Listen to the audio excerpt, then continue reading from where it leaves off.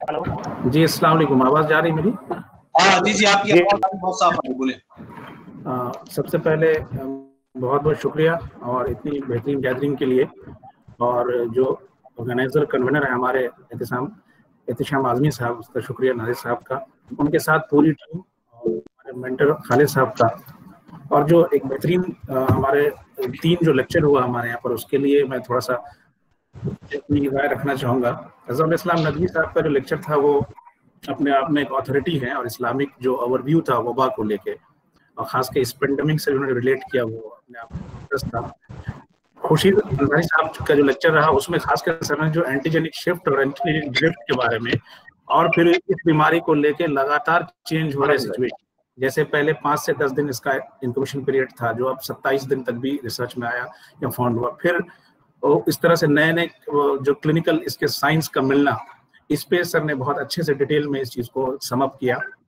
तीसरा जो लेक्चर था वो फखर आलम सर का, उसमें उन्होंने बहुत अपीलिंग था इस मामले में कि जो सोशल एंड इंडिविजुअल अप्रोच है लोगों का इस मौके से, किस तरह से सोसाइटी बिहेव करती है उन लोगों के साथ जो इससे पीड़ित हैं, या ऐसे लोग जो उसके इस एपिडेमिक के किसी भी तरह से इन्फ्लुएंस हो रहे हैं। तो ये तीनों लेक्चर अपने आप में एक कंप्लीट लेक्चर था।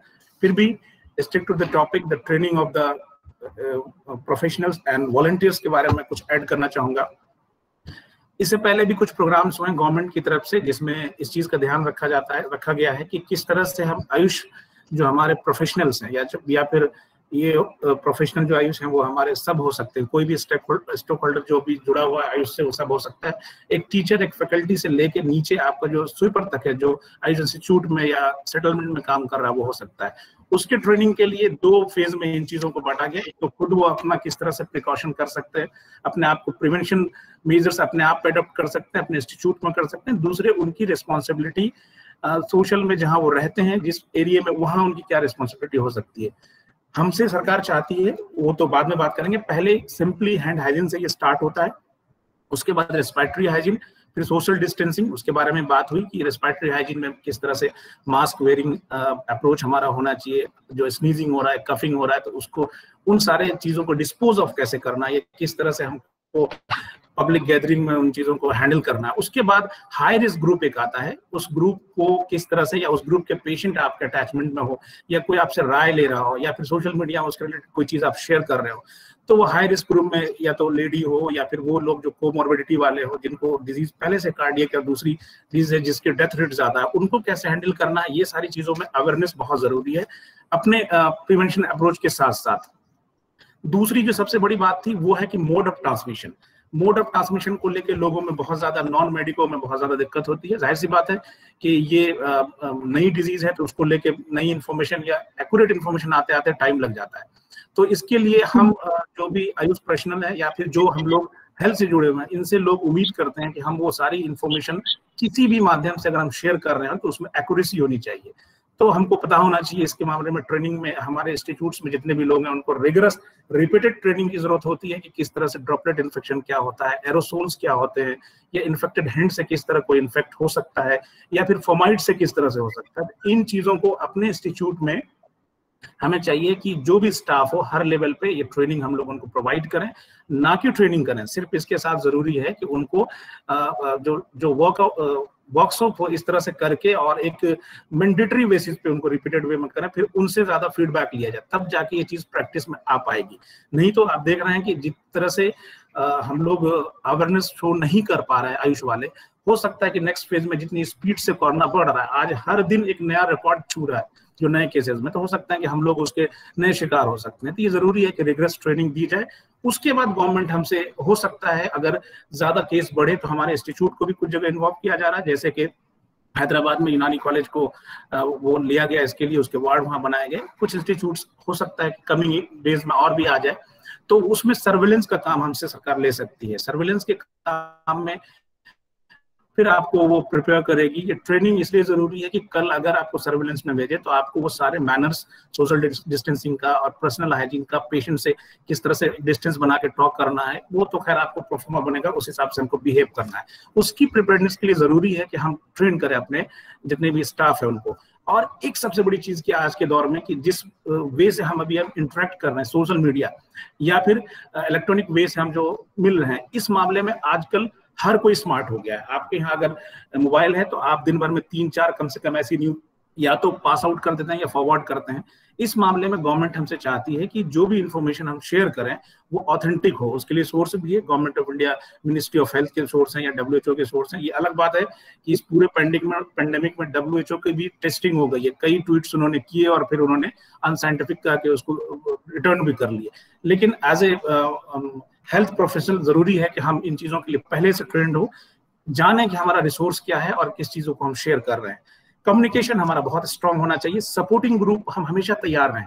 हो सकता है कि हमारी ड्यूटी कॉलेजेस में ना हो या किसी वजह से जो लोग अभी फंसे हुए लॉकडाउन में या और भी किसी वजह से फैमिली के इन्फेक्शन होने के हम घर पे रह जाए, तो वहां भी आपकी कोशिश होनी चाहिए कि ऐसे लोगों को, ऐसे ग्रुप को हम आइडेंटिफाई करें जो हेल्प ग्रुप तैयार कर सके। और दूसरे जो डिजीज है उसकी वजह से होने वाले सिम्टम्स या फिर लोग डर जा रहे हैं, कोई भी किसी को भी खांसी हो या बुखार हो तो उनको डर लगने लगता है कोरोना कि ये कोरोना ही तो नहीं हो गया। तो ऐसी कंडीशन में होम केयर भी जो यूनानी के हैं उसको भी हम लोगों को बताना चाहिए, तैयार रहना चाहिए कि ऐसे अगर कभी मौका मिले तो घर पे चीजों को कैसे हम तुलसी को यूज कर सकते हैं, कैसे हम हल्दी को यूज कर सकते हैं। इन चीजों के बाद मैं कंक्लूडिव रिमार्क में मैं कहना चाहूंगा कि यूनानी वालों में जो एक हमारे मन में बना हुआ है ऑल एंड नन का फॉर्मूला, यानी ला सेहत ला मर्ज वाला, इससे काम नहीं चलेगा।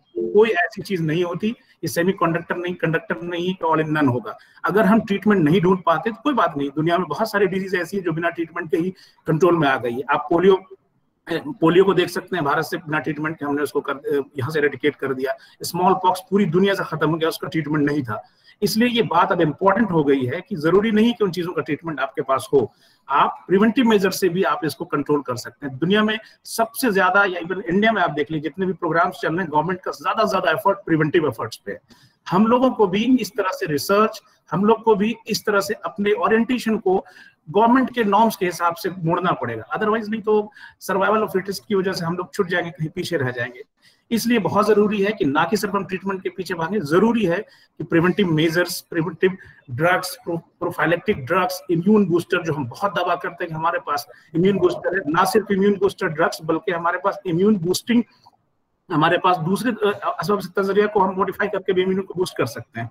इन सारी चीजों को भी हम देख सकते हैं। और एक बहुत बड़ी चीज मैं कहना चाहूंगा कि जो आज के डेट में दो चीजें नॉन मेडिको को भी सामना करना पड़ा, किस तरह से हम अपने आप को सैनिटाइज करें, अपने कमरे को, हॉस्पिटल को, आईपीडी को, वार्ड्स को, जहां जहां भी हम रह रहे हैं अपने सेटिंग्स में, उसमें यूनानी बड़ा काम कर सकता है। हमारे लिए बहुत सारी ऐसी ड्रग है, प्रोसीजर्स है, बखूर देखेंगे, धूनी का देना आप देखेंगे, ये बहुत बड़ा मामला नहीं है। 7 से 8 दिन में आप इसकी रिसर्च करके आप कंपैरेटिव वे में अपने ओटी को करके पेटी डिश में रख के उसको कर सकते हैं ओपीडी आईपीडी में, और जल्दी से उसके रिसर्च आप पब्लिश करके उस चीजों को वैलिडेट भी कर सकते हैं। लोकल सेंटर, जैसे अभी हमारे पैनल में पहले ही एक जो पैनल थी उन्होंने कहा कि लोबान है, संदल है, काफूर है, बहुत सारी ऐसी खुशबूदार अदवियां हैं जिससे आप आराम से सैनिटाइजर का इस्तेमाल कर सकते हैं। और ये ट्रेंड में भी, अगर आपने कहीं हर्बल सैनिटाइजर करके चीजों को प्रपोज किया है तो आप जल्दी से लोग उसकी तरफ अट्रैक्ट भी होते हैं।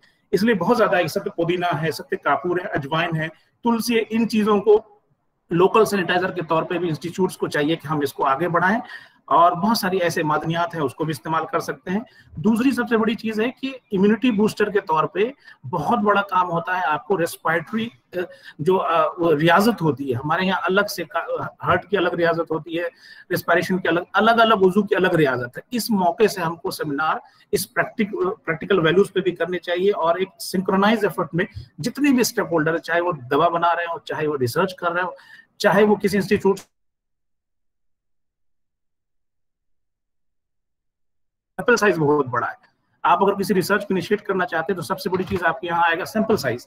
इजिली आप उसको डिसेमिनेट कर सकते हैं। एक कॉमन रिसर्च वाली चीजों को आप एक हफ्ते में हो सकता है कि 1000 के सैंपल पे आप टेस्ट कर सकते हैं डिफरेंट इंस्टीट्यूट्स में। तो मेरा इस पे जोर है कि इस तरह से हमको सिंक्रोनाइज होना पड़ेगा। और एक बड़ा रेंज है इम्यूनिटी बूस्टर का। पूरी दुनिया में वैक्सीनेशन पे काम किस पे होता है? वो आपकी इम्यूनिटी तैयार करने के लिए वैक्सीनेशन होता है। तो क्यों नहीं हम ओरल ड्रग्स या तदाबीर से इम्यूनिटी बूस्टर पे एक बड़ा रेजोल्यूशंस लेके आए या उस पर बात करें। और इन सब चीजों को बार बार करना पड़ेगा। इसलिए कि मॉडर्न में कोई ऐसा नहीं कि एक दिन बैठे वो सारी चीज कर लेते हैं। उनके यहाँ चीजें हैं कि रिपीटेड वे में उन चीजों को करते हैं और वो याद कर लेते हैं इस तरह से, तब जाके उनके लाइफ में वो चीजें जुड़ जाती है। अभी भी देखिए, अगर जो मिनिस्ट्री की जो एडवाइजरी जारी हो रही है, उस एडवाइजरी में वही 3 दवाएं जो हकीम अजमल खान ने स्पेनिश फ्लू के आसपास लिखी थी, जिसमें आपको बहिदाना, उन्नाव और सफिस्ता, नया ऐड होने में बहुत दिक्कत हो रही है, जबकि 50-60 हो गया। तनवीर साहब जरा सा इख्तिसार से काम लें।